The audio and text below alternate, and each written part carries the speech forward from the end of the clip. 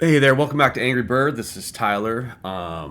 It's finally occurred. My in law is left my studio for now, and they went home. We had a great visit and everything, but that just means I have full access, unvetted, to the studio at any time.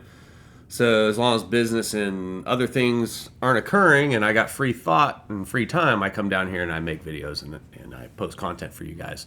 So appreciate the patience, but that's what has occurred this go around. Um, Today is the 23rd. I just want to talk about a guy named Tyree Smith and why this matters today in the context and scope of the world, and why his story is kind of relevant to some of the other issues. All right.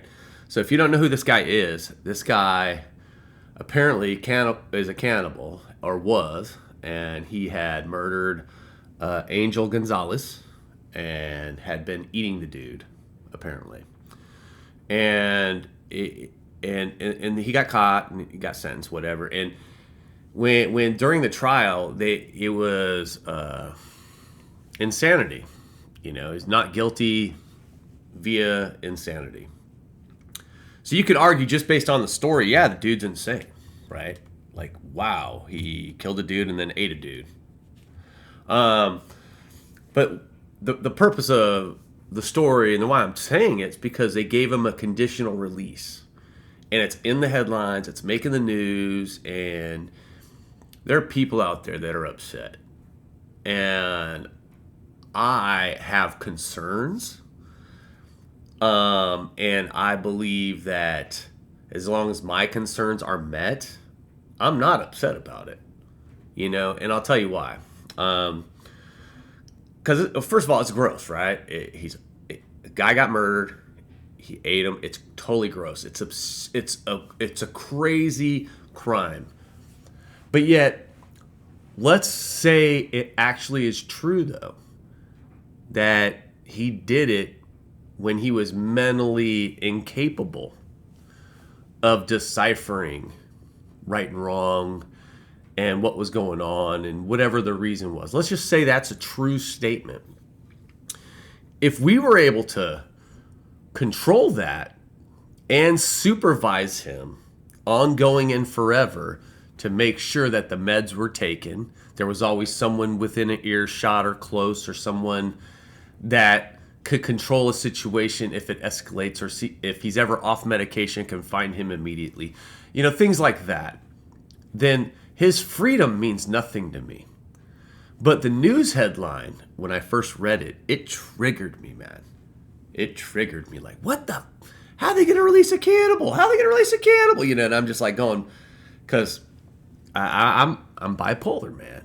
I get triggered, and when I get triggered, whatever's triggering me, takes me a minute, man, to get my thoughts in order to get through that trigger. And it's kind of why, guy across from me saying they're eating the pet cats and dogs, I don't know how I'd react.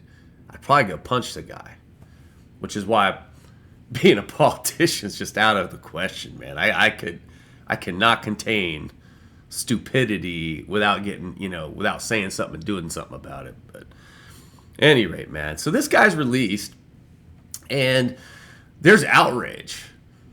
Story upon story, outrage about what's going on. And I want to put that in context, okay? Because there's a lot of people out there that don't understand things. They just know right from wrong, man. Right? They know that the guy's a murderer and the guy ate people, man. They just know right from wrong, and so they look at that. They live in the fear now. They live in that fear, like, oh, this guy's out. Well, I could be next. He could do it again, right? But they don't understand what's going on inside the guy's head, inside the guy's body chemically. They don't understand. They just saw what he did, and that's all they can see, and that's it for judgment. I'm one of those guys that has seen people transition, and I've seen them transition in such a way that they come out a completely different person. Completely. Completely. You wouldn't recognize them when they're on the right medications that balances them. And then second thing is I've seen the people that are on the medications that are balanced get off the medications and they lose it. So this guy isn't a threat so long as they keep him balanced, is what I'm getting at. And if they released him and he's supervised and on meds and this is the thing. Maybe that crime he committed, maybe it's our own fault for not catching that. As a society, we don't even try to catch mental illness anymore. We just let them wander the streets. We don't even try to fix it, really. Sure, there's people that want it fixed. Sure, there's causes and stuff. But as a society, the entire population hasn't gone, hey, we're going to fix this and let's just foot the bill. Because there's powers out there trying to say, let's not foot the bill for these things. These things don't matter. Let's just build prisons. And the problem with it is they're all on the streets right now. And if they're not chemically balanced, they're not okay. And if they're getting propagandized, it's not okay. And so in regards to Tyree Smith, man, I mean, I don't know what to tell him in particular. I hope he's better. His victim and his family, their families. I'm sorry, the Angel Gonzalez's family. I don't know how to express myself to you guys. I would be disheartened by the whole thing. But then again, maybe this is real too. And we won't know. I mean, yeah, the moment they go, okay, let's not fund it, and Tyree, sorry, we're going to cut off his meds now because that's just too much socialism, then we got to put him back in jail. Or we got to keep him isolated, right? But as long as he's medicated. Anyway, that's all I'm going to say on that one. I love y'all. Hope you had a great morning. And I'm back. And if you like my content, please subscribe to the channel. And I learned how to edit a little bit.